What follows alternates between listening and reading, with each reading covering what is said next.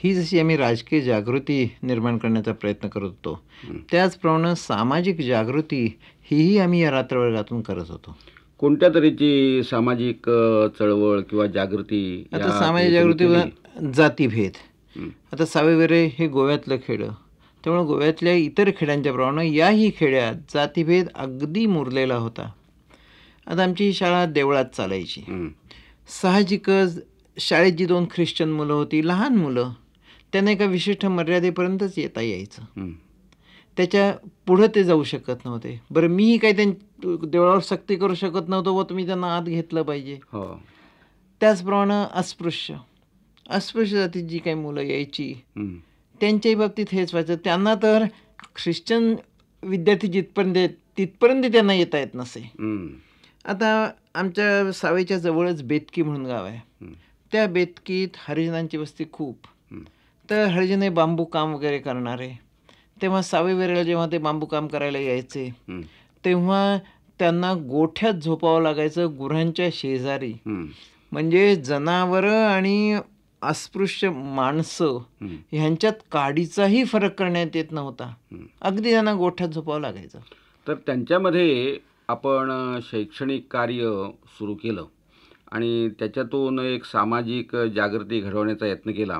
त्याची थोडीशी आम्हाला माहिती द्या ना. हां, तर मग आम्ही काय केलं, मी सावेकरांच्या घरात राहायचो, तर त्यांच्याकडं कामाला येणारे हे अस्पृश्य बांबू काम करायला, टोपल्या वगैरे विणायला, तर ह्यांना गोठ्यात जागा मिळायची.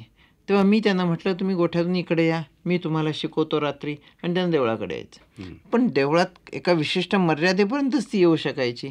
मग ह्यातून आमची कल्पना निघाली, काही नाही, आपल्या शाळेला एक नवीन इमारत, वेगळी इमारत असावी.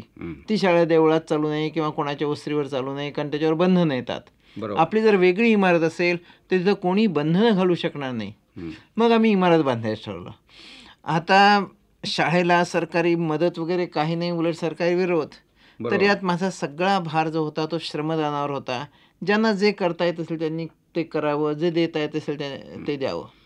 तर श्रम करायला सगळे तयार झाले. जमिनीचा तुकडा पद्माकर भट सावेकरांनी लगेच दिला. त्याच्यानंतर आता आम्ही श्रम करून रात्री या शाळेतले विद्यार्थी आले, प्रौढ विद्यार्थी, पाया खणला, आम्ही टायपाच्या मातीच्या भिंती बांधल्या, हे सगळं केलं. पण मग वरचं छप्पर, मग लगेच आम्ही विचारलं, दासूचे वडील, त्याचप्रमाणे पद्माकर भट सावयकर वगैरे ह्या मंडळींनी वासे दिले. त्याच्यानंतर वर वर घालायला चुडतं दिली. जे काही करता येईल ती मदत केली. आणि मी सांगतो की 52मध्ये अवघ्या एका महिन्याभरात आमची स्वतंत्र इमारत उभी राहिली, जिथं कोणत्याही जातीचा विद्यार्थी किंवा कोणत्याही जातीचा मनुष्य अगदी आतपर्यंत मोकळेपणाने यायचा, मोकळेपणाने शिकायचा, माझ्याजवळ शिकायचा. हे जे अस्पृश्य मंडळी म्हटलं बेतकीहून येणारी, ती यायची, ती रात्रीच्या वर्गात भाग घ्यायची, ती शिक्षित व्हायला लागली. पण याच्यातून त्यांच्या समाजामध्ये, विशेषतः आपल्या गोव्यातला हरिजन वर्ग किंवा इतर काही मागासलेल्या जमाती, याच्यामध्ये काही बदल घडू शकले का? म्हणजे नाही, तेवढे घडणं त्या परिस्थितीत शक्य नव्हतं. एक मात्र झालं की जे स्पृश्य विद्यार्थी, त्यांच्यात मध्ये जागृती झाली. त्यांना पटलं, व हे जे आपण करतोय हे योग्य करत नाही, जो जातीभेद पाळतोय तो योग्य करत नाही आपण. आणि विशेषतः विद्यार्थी वगैरे ह्यांच्या मनातून जातीभेदाचं विष काढून टाकण्याचा मी प्रयत्न केला, आणि ते गेलं. एवढंच का, ते आणि त्यांचे पालक ह्यांच्यात वादविवाद व्हायला लागले. आणि मग पालक यांना म्हणायचे, ते मास्तर सांगतो तेवढं शाळेपुरतं कर, इथं घरी नाही, शाळेत कर, तुला काय करायचं ते. त्यांना शाळेत करायला तरी त्यांना स्वातंत्र्य मिळालं. बरोबर. तेव्हा ही एक जागृती आम्ही तिथे केली. श्रमदानाची शाळा आपली आहे, त्यासाठी आपण कष्ट केले पाहिजेत, दुसरा काही कोणी आणून देणार नाही वगैरे. म्हणजे शाळा त्यांना आपलीशी वाटली. आणि ही शाळा तुमची गावातली एक प्रातिनिधिक संस्था अशी बनली का त्याच्यातून, की सगळ्या तऱ्हेच्या चळवळी किंवा एकंदर स्वातंत्र्याची चळवळ? हो, बनली. कारण इथं प्रार्थना वगैरे शाळेत म्हणण्यात येत असे, ती जी मी लहानपणी म्हणायचो, नवमातृभूमी जिथे जन्मलो मी वगैरे, तीच प्रार्थना इथं नित्य म्हटली जाऊ लागली. इथं नित्य व्यायाम होऊ लागला, संघटित प्रार्थना, संघटित कवायत वगैरे या सगळ्या गोष्टी व्हायला लागल्या आणि शाळेबद्दल एक लोकांना आकर्षण वाटायला लागलं आणि सगळ्यांना कळलं. मात्र हे आम्ही गुपित अजिबात ठेवलं नाही की ही शाळा तशी काही राजकारणात भाग घेणार नाही वगैरे नाही. ही शाळा चळवळीत भाग घेणार आहे हे सगळ्यांना माहीत होतं. तर एवढं की कोणी बाहेर मात्र ते फोडलं नाही. पण त्यावेळी तुम्हाला राजकीय लोकांकडून किंवा इथल्या राजसत्तेकडून याला काही विरोध झाला किंवा त्यांचा काही त्रास झाला का? नाही, सगळ्यांना जरी माहीत होतं लोकांना, तरी कोणी बुवा आपण चुगली करावी आणि मास्तरला धरून द्यावं हे कोणाच्याही मनात हे आलं नाही. आलं नाही. आता इथं असतानाच साहजिकच ह्या माझ्या गोष्टी गोव्याच्या मुक्तीसाठी काम करणारे जे कार्यकर्ते इतर ठिकाणी होते त्यांच्या कानावर गेल्या आणि त्यांनी माझ्याशी संबंध ठेवायला सुरुवात केली. आता पहिले त्यातले श्री अण्णा देशपांडे. अण्णा देशपांडे हे मूळचे हैदराबादचे आणि राम मनोहर लोहिया यांच्याबरोबर 1946 साली ते गोव्यात आले. त्यांनी प्रत्यक्ष सत्याग्रहात भाग घेतला नाही, परंतु राजकारणाची चळवळीची सगळी सूत्र ते मागं राहून हलवायचे आणि खरोखरच एक संघटना बांधण्याची हातोटी त्यांच्या अंगात होती. माणसं कशी मिळवायची, निरनिराळ्या प्रवृत्तींची माणसं कशी आणायची, समाजातल्या निरनिराळ्या थरातली माणसं कशी एकत्र आणायची आणि त्यांना कामाला कसं जुंपायचं ही हातोटी त्यांच्याकडे होती. 1946 चळवळ ओसरल्यावर ते डोंगरीला राहायला लागले. हिंदी आणि इंग्रजी ह्यांचे क्लासेस ते चालवायला लागले. त्यांच्याशी माझा संबंध आला.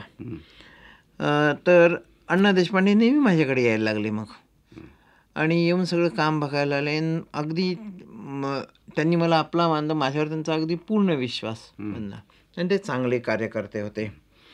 तर असे तुमच्या या चळवळीतून निर्माण झालेले कार्यकर्ते अशांची काही तुम्ही माहिती सांगू शकाल का? आता 26 जानेवारी मला अजून आठवतं, 1952चा 26 जानेवारीचा दिवस.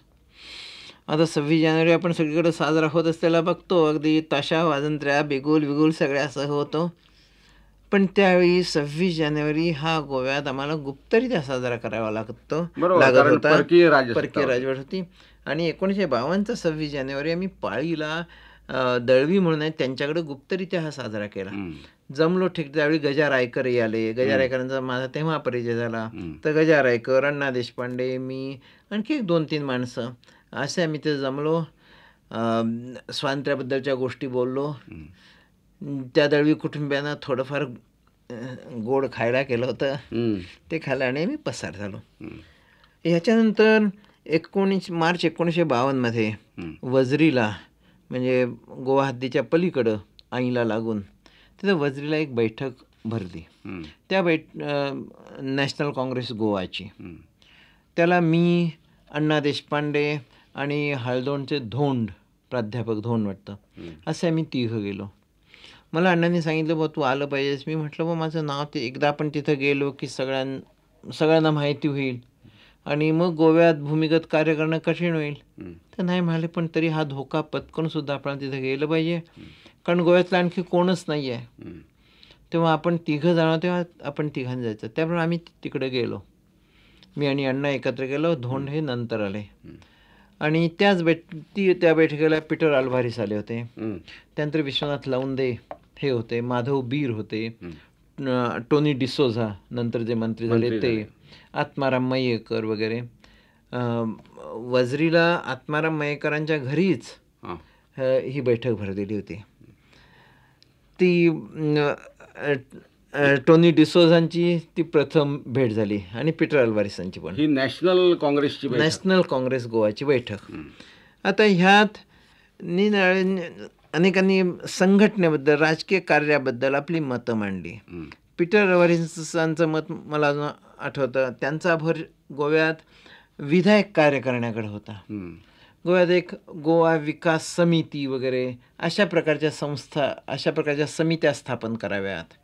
त्यात जपानी भात शेती वगैरे, अधिक धान्य वगैरे ह्या ज्या गोष्टी आहेत भारताकडनं त्या आणाव्यात. ह्या विधायक कार्याद्वारे लोकांना आकर्षित करावं आणि मग त्यांना राजकीय कार्याकडं वळवावं. तेव्हा जो पाया असावा तो विधायक कार्य हा पाया असावा. गोवा विकास समिती वगैरे अशा असाव्यात आणि ह्यानं उघडपणानं काम म्हणजे करावं. सामाजिक सुधारणा आधी करायच्या आणि त्याच्यातून मग सामाजिक सुधारणा अशा नव्हेत, सामाजिक आधी विकास म्हणू का त्याचा? आर्थिक कार्यक्रम असा घ्यावा, हं, आर्थिक विकास समित्या, हं, आणि त्यातून राजकीय जागृती करावी. हं, विश्वनाथ लवंदे यांचं वेगळं मत होतं. विश्वनाथ लवंदे म्हणायचे की ब्रिटिश सरकार आणि पोर्तुगीज सरकार यांच्यात जमीन आसमानाचा फरक आहे. हं, जी गोष्ट ब्रिटिश शासित भारतात होऊ शकली ब्रिटिश लोकशाहीमुळं, ती पोर्तुगीज हुकुमशाहीत दिवस कंठणाऱ्या गोव्यात होईल असं नाही, ती गोव्याला लागू पडत नाही. इथं गोव्यातल्या लोकांचा असंतोष एकत्रित करावा, संघटित करावा, आणि तो गोव्यातल्या लोकांचा असंतोष संघटित करून त्याला राजकीय वळण द्यावं हं. वगैरे. आणि हे मत मला जरा अधिक पटणारं होतं, कारण मलाही असंच वाटत होतं की विधायक कार्य करायला काही हरकत नाही, परंतु ते प्रमुख असून उपयोगी नाही. ते प्रमुख होणं शक्य नाही आहे जोपर्यंत परकीय राजवट आहे तोपर्यंत. म्हणजे तुम्हाला असं वाटत होतं का की आपण एकदा राजकीय स्वातंत्र्य मिळालं आपल्याला की मग ह्या ज्या सगळ्या सुधारणा पाहिजेत किंवा विकास व्हायला पाहिजे हे सगळं होऊ हे शकेल? सगळं त्या राजकीय स्वातंत्र्यावरच अवलंबून आहे बरोबर. असं मला वाटतं. विशेषतः हुकुमशाही पोर्तुगीज राजवटीत. हं, जिथं लोकशाही राजवट आहे तिथं विधायक कार्याला अधिक वाव होता. हं, पण गोव्यात कोणतंही विधायक कार्य ह्याच्यावर शेवटी सरकार त्याच्यावर राजकीय शिक्काच मारायचं आणि पकडायचं. नाही तर नुसतं जय हिंद म्हटल्याबद्दल तुरुंगात टाकायचं काही कारण नाही. हो. नुसती गांधी टोपी घातली काही तर कारण नाही. काही कारण नाही. आता उदाहरणार्थ डॉक्टर गोविंद धुमे हे माझ्या हो. ओळखीचे.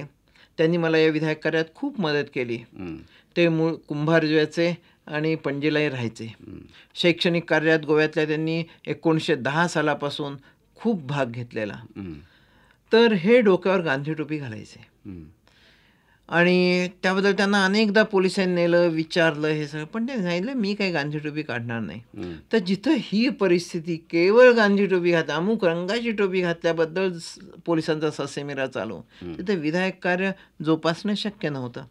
तेव्हा ह्या वज्राच्या बैठकीत ही 2 मतं मांडण्यात आली आणि शेवटी निष्पन्न त्याच्यातून असं काही जास्त होऊ शकलं नाही.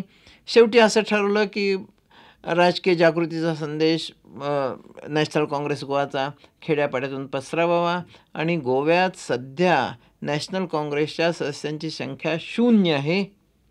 ह्या शून्यातून आपणाला संबंध डोलारा उभा करायचा आहे. तेव्हा सदस्यांची संख्या वाढवावी, नॅशनल काँग्रेस गावागावात पोचवायची. ही हा साधारणतः संदेश घेऊन आम्ही किती पुन्हा आलो. सालची गोष्ट आहे? ही 52 सालची 52 गोष्ट आहे. साल. म्हणजे 46 साली मोठी चळवळ झालेली होती, हो. 47 साली ती झाली, पण नंतर त्याला उतरती कळा लागलेली होती. हं, जे गोव्यात काँग्रेसचे होते त्यांना परागंदा व्हावं लागलं होतं एकूण. तेव्हा पुन्हा आपल्याला चळवळ उभारायची आहे, पुन्हा काँग्रेस गोव्यात उभी करायची आहे. गोवा काँग्रेस म्हणतोय मी. हो.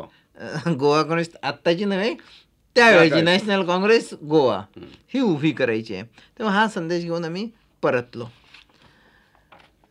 तर हे माझा संघटित राजकीय कार्याशी आलेला माझा पहिला संबंध. ह्याच्यानंतर हा संबंध वाढत गेला आणि मग तिकडून पत्रकं वगैरे नियमित यायला लागली. मी रामदास साफाडकर वगैरे या सगळ्यांना ह्या सगळ्यांच्या मार्फत ती पत्रकं वाटायला लागलो वगैरे. पुढं मग हा संबंध आला. याचवेळी दुसरं एक मगाशी आपण सामाजिक कार्याबद्दल घेतलं. हो. इथं मी मग सांगितलं मला की साहना साप्ताहिकाचा मी वर्गणीदार होतो. हो.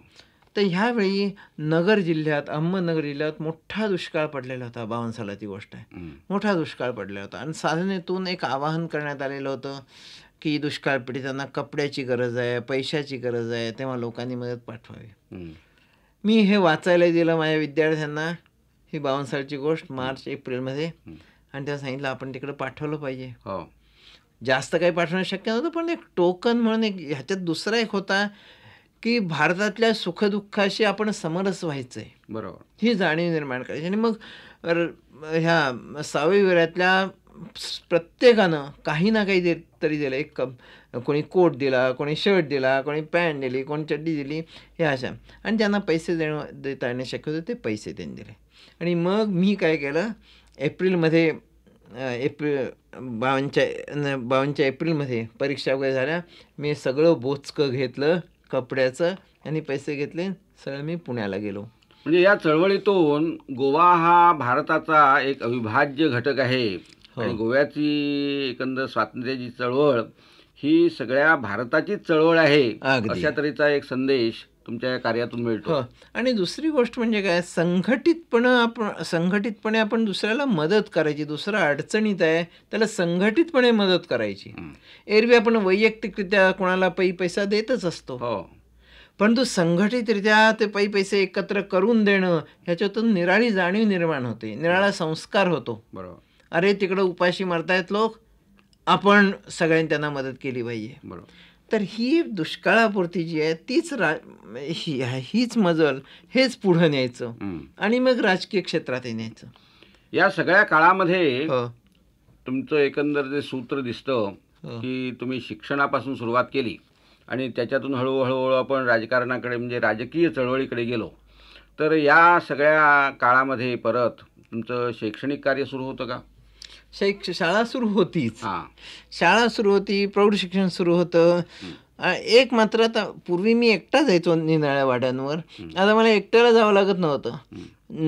दिवसाच्या शाळेतले जे विद्यार्थी होते ते निनाळ्या वाड्यांवर जायचे आणि हे प्रौढ शिक्षण वगैरे चालू ठेवायचे. यात मला एक सांगावंसं वाटतं तुम्हाला की या बहुजन समाजाला शिक्षणाबद्दल एवढी आस्था होती की ह्या शिक्षण वर्गावर भरपूर उपस्थिती असायची. आणि सांगतो, मला त्यांच्यासाठी एक पैही खर्च करावी लागली नाही. आता आपण बघतो की सरकार जे प्रौढ शिकायला तयार असतील त्यांना दिवाबत्तीसाठी पैसे, पुस्तकासाठी पैसे, त्यांना जो मास्तर शिकवेल त्या मास्तरासाठी पैसे वगैरे सगळे. ह्या गोष्टी त्यावेळी अजिबात नव्हत्या. स्वप्नातही कोणाच्या आल्या नसत्या की दुसरा कोणीतरी आपल्या शिक्षणासाठी पैसे देईल. इथं आपण पैसे खर्च करून आपण शिकलं पाहिजे. आपल्याला शिकायचं ना, आपण पैसे खर्च केले पाहिजेत. आणि या शिक्षणाविषयी एक विलक्षण त्यांना आवड होती, विलक्षण आवड होती आणि यासाठी ते स्वतः आपला पैसा खर्च करायला तयार होते. मला सांगायचं, मास्तर तू पणजीला जातोयस ना, पुस्तक आण आम्हाला पाहिजे ते. मास्तर तू जातोयस ना, आम्हाला पेन्सिल आण, आम्हाला पाटी आण. ह्या मागण्या त्यांच्याकडून मी जाऊन आणायचो. मी यांच्यासाठी जर काही खर्च केलं असेल तर माझे श्रम खर्च केले एवढंच. पण मला त्यांच्यासाठी पैसा, त्यांच्या शिक्षणासाठी पैसा खर्च करावा लागला नाही. हे त्यावेळेच आणि आजचा फरक मोठा आहे. आणखी एक मी तुम्हाला असं विचारतो की तुमच्या चळवळीचं हे एकंदर कार्यक्षेत्र हे जास्त करून उत्तर गोवा असं दिसतंय. हो.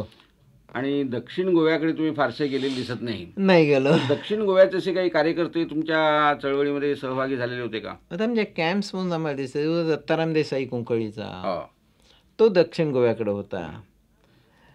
तर हा दत्ताराम देसाई कुंकळीचा, आम्ही याच्या घरी वगैरे जायचो, भेटायचो. पण असं एक होतं की दुसऱ्याच्या क्षेत्रात आपण लुडबुड करायची नाही.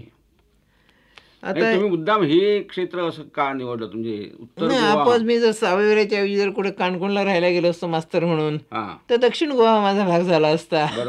तसं निवडायचं म्हणून नाही, गेलो जिथं राहण्याचा योग आला तो भाग चळवळीसाठी आपोआप निवडला गेला. नाही, विशेष करून मला एक असं वाटतं की त्या काळातला जो उत्तर गोवा होता, विशेष करून खेडेगाव, उदाहरणार्थ आपण सावई वेरे घेऊ किंवा मोर्ले घेऊ किंवा तुमचे धारगळ घेऊ, ही गावं थोडीशी बाजूला होती आणि तिथे चटकन पोर्तुगीज राजसत्ता पोचू शकत नसे किंवा शिपाई लोक किंवा नाही. आता गोव्या खाली काणकोणला सुद्धा आता तसं जर बघितलं, नावशी ही पणजीच्या जवळ 9-10 किलोमीटर अंतरावर, पण ते मी व्यवस्थित राहू शकलो, तिथं काही पोलीस जाऊ शकत नव्हते. मी असं म्हणतो की त्यावेळी कार्य किती चाललंय, इकडं पोर्तुगीज शासन यंत्रणा तेवढी प्रभावी नव्हती. आता सांगायचं झालं तर 1952 मध्ये मी रघुवीर कामत म्हणून रजमागुशच्या तुरुंगात होते. त्यांना 1946 साली शिक्षा झालेली होती, 12 वर्षाची शिक्षा झालेली होती. आणि मी त्यांना भेटायला जात असे. त्या साली की चंद्रकांत वेर्णेकर म्हणून एक, ते त्यांना भेटायचे. चंद्रकांत वेर्णेकर 52 साली मला एकदा पणजीत भेटले आणि मी त्यांना विचारलं, तुम्ही कुठे निघाला? आपण रजमागुशला अमक्या राजकीय कैद्याला भेटायला निघालोय. म्हटलं मी पण येतो, चला म्हणाले. त्यांनी मला ओळख करून दिली आणि मग दर आठवड्याला एकदा तरी मी त्यांना भेटायला जात असे. आता ते माझे नातेवाईक नाहीत, काही नाहीत. मला त्यावेळी कोकणी धड येत नव्हती आणि ते सारस्वत ब्राह्मण रघुवीर कामत बरोबर. आणि त्यांची कोकणी तर मला अजिबात येत नव्हती. तरी मी गेलो तुरुंगात. मला तुरुंगाधिकाऱ्याने विचारलं, कोण तू ह्याचा? आम्ही सांगितलं नातेवाईक. त्यानं विश्वास ठेवला आणि मग मला त्याच्यावर पूर्ण बोलायला परवानगी दिली. आणि कधी कोण जाणे मी प्रामाणिक असावं, प्रामाणिक असेन अशी खात्री त्या तुरुंगाधिकारीची पटली आणि तो मला त्यांच्याबरोबर बोलायला पूर्ण स्वातंत्र्य देऊ लागला. मी एखादं पुस्तक नेलं, मराठी असायचं, तो विचारायचा, ह्यात आमच्या विरुद्ध काही नाही ना, म्हणजे पोर्तुगीज सरकारविरुद्ध काही नाही ना. मी नाही म्हणायचो आणि अनेकदा खरंच नसायचं. उदाहरण साधना मासिक, त्यात पोर्तुगीजांच्या विरुद्ध असं काही नव्हतं, पण विचारायचं आणि मी द्यायचो. आता इथं मी काय म्हणतो की पोर्तुगीज शासन यंत्रणा प्रभावी नव्हती. त्यात आता हे की ज्या माणसाला कोकणी येत नाही तो ह्याचं नातेवाईक असणं शक्य नाही, ही साधी गोष्ट होती. पण इकडे त्याचं लक्ष गेलं नाही. मी जायचो, भेटायचो, पुस्तकं मी रगड सांगेन की आज पोर्तुगीज सरकारविरुद्ध नाही, पण त्यानं विश्वास का ठेवावा, पण तो ठेवायचा. मला असं विचारायचं आहे की इथली जी सामान्य जनता होती, समजा आपले शिपाई होते, त्यांना सुद्धा कदाचित पोर्तुगीज सत्ता नकोशी वाटत असेल मनातून, आणि त्याच्यातून ते तुम्हाला अशा चळवळीसाठी किंवा अशा कामासाठी तुम्हाला सहकार्य देत असतील असं वाटतं का? नाही, तसं प्रत्येक सहकार्य देण्याचा प्रश्न नव्हता विशेष, कारण तसं काही भासलं नाही सहकार्याची गरज त्यांच्या. कारण मी पोलिसांच्यापर्यंत जाण्याची आम्हाला गरजही पडली नाही. सहकार म्हणण्यापेक्षा एक दुर्लक्ष म्हणू आपण. दुर्लक्ष मात्र होतं हे. कारण तुम्ही आणखी एक मला सांगितलं होतं की म्हार्दोळच्या बाजूने चालला होता. असं पुढे अनेकदा असे प्रसंग आले माझे. आता तुम्ही म्हणाला तो 1953 साली तो प्रसंग आला. मी बाणस्तरून निघालो होतो, सगळं घोषणा लिहित आणि पत्रकं वाटत. रात्री निघालो होतो 12 वाजता आणि सगळं करत म्हार्दोळला पोहोचले 4 वाजले होते. गावात शिरतानाच पोलीस चौकी. म्हटलं आता बाबा आता काय करायचं, समजा पोलीस शिपाई जर रखवालदार जर जागा असेल, पहारेकरी, आणि त्यानं विचारलं तर आणि झडती वगैरे घेतली तर. मी तयारी ठेवली होती, जवळ माझ्या रिव्हॉल्वर होतं वगैरे, सगळी मी तयारी ठेवली, गेलो पुढं. म्हटलं बघूया काय होतंय. तर त्या पहारेकऱ्यानं चौकीतून विचारलं, कोण रे तो म्हणून. म्हटलं मी. कुठे निघालास? पुरीवळला. कशासाठी? मुंज आहे. आता मुंज आहे म्हटल्यावर लगेच हा भट रे तू? होय, चल वच. आता भट म्हणजे गरीब प्राणी, अर्थात हे नंतर खोटं ठरलं. नंतर सत्याग्रहींच्या भटांची संख्याही बरीच होती. गोव्यातल्या भटांनी सत्याग्रह केला, पण त्यावेळी नाही. तर भट हा एक गरीब प्राणी, कुणाच्या आध्यात ना मध्यात आपली पूजा की आपण.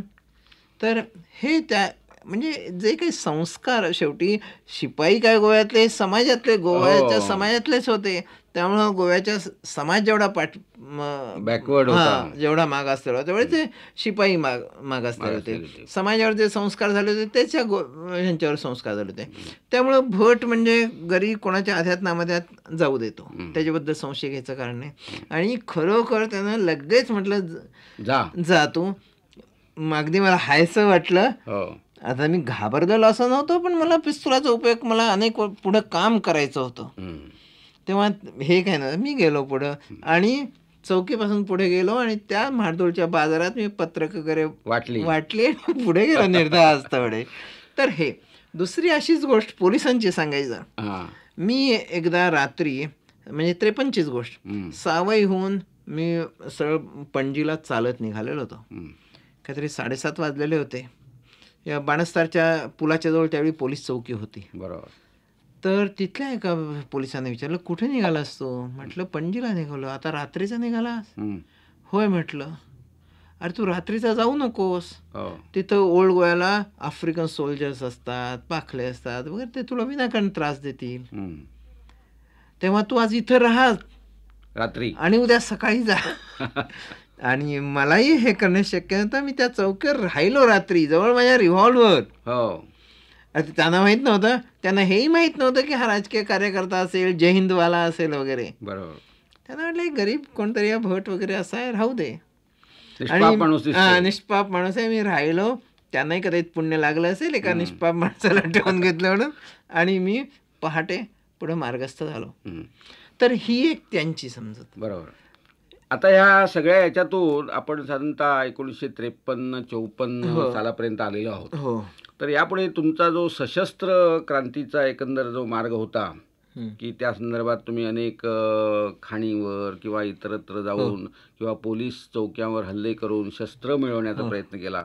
ही जी काही एक सशस्त्र चळवळीची तुमची पार्श्वभूमी आहे, ती थोडीशी आम्हाला सांगा ना. आता ह्याला खरी सुरुवात आता मी मगाशी सांगितलं की 52 साली वज्राची ती बैठक झाली. हो. तिथपासून मग सुरुवात झाली जोरात प्रयत्न करायला संघटनेच्या दृष्टीनं. पुढं 53 साली आझाद गोमंतक दलाचे कॅम्प्स भरणं चाललं. आता आझाद गोमंतक दल ही संघटना 47-48 साली स्थापन झाली. यात 46च्या सत्याग्रहाच्या चळवळीत भाग घेतलेले तरुण होते, ज्यांचा सत्याग्रहाच्या मार्गावरचा म्हणजे निशस्त्र सत्याग्रहाच्या मार्गावरचा विश्वास ज्यांचा उडालेला होता आणि ज्यांची खात्री पटली होती की पोर्तुगीज सरकारविरुद्ध हुकुमशाही पोर्तुगीज सरकारविरुद्ध यशस्वी होण्याचा एकच मार्ग आणि तो म्हणजे सशस्त्र युद्धाचा मार्ग, सशस्त्र चळवळीचा मार्ग. तर ह्या तरुणांनी आझाद गोमंतक दल ही संघटना 48 साली स्थापन केली. याचे नंतर 52 साली 53 साली कॅम्प्स भरले. तर ह्याचा एक कॅम्प आंबोलीला भरला होता. माझा साहजिकच सशस्त्र मार्गाकडे ओढा असल्यामुळे मी आझाद गोमंतक दलाचा सदस्य झालो आणि आंबोलीचा कॅम्प हा त्या दृष्टीने लक्षात राहण्यासारखा आहे. आम्हाला खरोखर भारत सरकारनं अजिबात सहकार्य दिलेलं नव्हतं, बिलकुल नाही. आपण इतर देश बघतो, अल्जेरियाचा स्वातंत्र्य लढा किंवा इतर आफ्रिकेतल्या देशांचा स्वातंत्र्याचा लढा. आता अल्जेरियाचा जेव्हा स्वातंत्र्य लढा चालू होता त्यावेळी मोरोक्को आणि ट्युनिशिया ही दोन्ही पूर्वीच्या फ्रेंच वसाहती स्वतंत्र झालेल्या आणि यांनी अल्जेरियाला उघड पाठिंबा जाहीर केलेला होता. अल्जेरियन देशभक्तांच्या सशस्त्र शिक्षणासाठी जे कॅम्प्स वगैरे भरायचे मोरोक्को किंवा ट्युनिशियात हे उघड भरायचे. ह्याला मोरोक्कोचं आणि ट्युनिशियाचं सरकार उघड पाठिंबाचे शस्त्र द्यायचे, सगळं द्यायचे. पण आमच्या बाबतीत भारत सरकारचं धोरण मात्र अगदी विरुद्ध होतं. एकदा आंबोलीला असं झालं की आम्ही अशी परेड वगैरे करत होतो आणि अचानक एक जण सांगायला आला, परेड बंद करा, तुम्ही डिस्पर्स व्हा. म्हटलं का, तर आमचे वरिष्ठ अधिकारी येत आहेत, पोलीस अधिकारी, ते बघतील आणि मग हे होईल. अरे म्हणजे तुम्ही भारत सरकार तर एका बाजूनं म्हणत होतं की गोवा भारताचा अविभाज्य भाग आहे. जर गोवा भारताचा अविभाज्य भाग आहे तर हा भारताचा अविभाज्य भाग स्वतंत्र करण्यासाठी, पुन्हा तो भारतात आणण्यासाठी जे प्रयत्न करत होते त्यांचे प्रयत्न मात्र हे का, त्यांनी निशस्त्र मार्गाने गोव्यातच प्रयत्न करावेत हे का. तर एक असं होतं की सशस्त्र मार्गाकडं बघण्याचा दृष्टिकोन हा भारत सरकारचा किंवा भारतीय राजकीय पुढाऱ्यांचा अगदी विरोधी होता. मला ह्यावेळी आठवत आहे की 15 ऑगस्ट 47 साली मी जे वाचलं होतं देशवंतरादेव, रणवीण स्वातंत्र्य आम्हा मिळाले. म्हणजे स्वातंत्र्य हे अहिंसेतून मिळालेलं आहे. तरी तो अहिंसात्मक लढा होता, अहिंसात्मक रण होतं, रणाशिवाय काय मिळालेलं नाही आहे. तर सशस्त्र मार्गाने जाणारे लोक हे कोणी अतिरेकी आहेत, चुकलेले देशभक्त आहेत वगैरे, हा त्यांचा दृष्टिकोन होता. आणि मी आता आझाद गोमंतक दल म्हटलं, वास्तविक यांना आझाद गोमंतक सेना हे नाव द्यायचं होतं, परंतु सेना म्हटल्यावर हिंसेचा वास येतो म्हणून दल नाव दिलेलं होतं. कारण तुम्ही ही जी सगळी प्रेरणा घेतली ती सुभाषचंद्रांच्या आझाद हिंद सेनेकडून घेतलेली होती. आझाद हिंद सेना, आझाद गोमंतक सेना, आणि गोव्यानं जी प्रेरणा घेतलेली आहे ती सुभाषचंद्र बोसांच्याकडूनच घेतली. अगदी जय हिंद घ्या, गोव्यात वंदे मातरम नाही रुजलं, पण जय हिंद हा शब्द रुजला, सरळ सुभाषचंद्र बोसांच्याकडून घेतलेलं. आता मी आझाद गोमंतक दलात सामील झालो. त्यांचे कॅम्प्स आले, त्या कॅम्प्समध्ये आम्हाला शिक्षण मिळायचं, अर्थात अत्यंत प्राथमिक स्वरूपाचं असायचं. शस्त्रास्त्रांचं शिक्षण, फर्स्ट एडचं शिक्षण, त्याच्यानंतर गनिमी काव्याचं शिक्षण वगैरे प्राथमिक स्वरूपात पण मिळायचं. हे गोळे म्हणून एक प्राध्यापक होते, ते आता वारले, पण पुण्याच्या SP कॉलेजमध्ये नंतर ते प्राध्यापक झाले भूगोलचे. बरोबर. तर हे पूर्वी सैन्यात होते आणि हे आम्हाला हे शिक्षण द्यायचे सगळं. तर आता म्हणजे संघटना वाढत गेली. पुढं मग 1954मध्ये दादरा आणि नगर हवेली मुक्त करायचं ठरलेलं होतं. कारण दादरा आणि नगर हवेली ही चारी बाजूनं भारतीय हद्द असल्यामुळं मुक्त करणं सोपं होतं. वेढलेली होती ती मुक्त करणं सोपं होतं. पण पुन्हा तिथे एक अडचण होती की आम्ही मुक्त करू, पण उद्या भारत सरकारनं जर पोर्तुगीजांना दमणून तिकडे जाऊ दिलं तर. पण मग पुढं काय व्हायचं असेल ते होऊ द्या म्हटलं. पण 54 साली ते करायचं ठरलं होतं. तेवढ्यात दादरा हे तुमच्या ह्यांनी देसाई, वामन देसाई यांच्या गटानं मुक्त केलं दादरा, छोटंसं खेडं. आणि मग नगर हवेली मुक्त करण्यासाठी आझाद गोमंतक दलानं पुढाकार घेतला. त्याच्यामध्ये जे काही कार्यकर्ते होते, हो, उदाहरणार्थ आता तुम्ही वामन देसाई म्हणालात किंवा पुढे सुधीर फडके, हो, असे अनेक कार्यकर्ते त्या चळवळीमध्ये गुंतलेले होते. आता त्यांचा आणि तुमचा काही संबंध होता का मी असा? तुम्हाला म्हटलं की नगर हवेली आझाद गोमंतक दलानं मुक्त केली. पण तसं म्हणण्यापेक्षा इथं नगर हवेली मुक्त करण्यासाठी आम्ही गोव्यातले 20-25 जणच होतो. त्यात जास्त भार जर कोणी उचलला असेल तर मुंबई, पुणे आणि सातारा इथल्या मंडळांनी, राष्ट्रीय स्वयंसेवक संघाचे जास्त कार्यकर्ते होते. यांनी घेतलं. सुधीर फडके, राजाभाऊ वाकणकर वगैरे. आणि यांनीच ती चळवळ संघटित केलेली होती तिथं.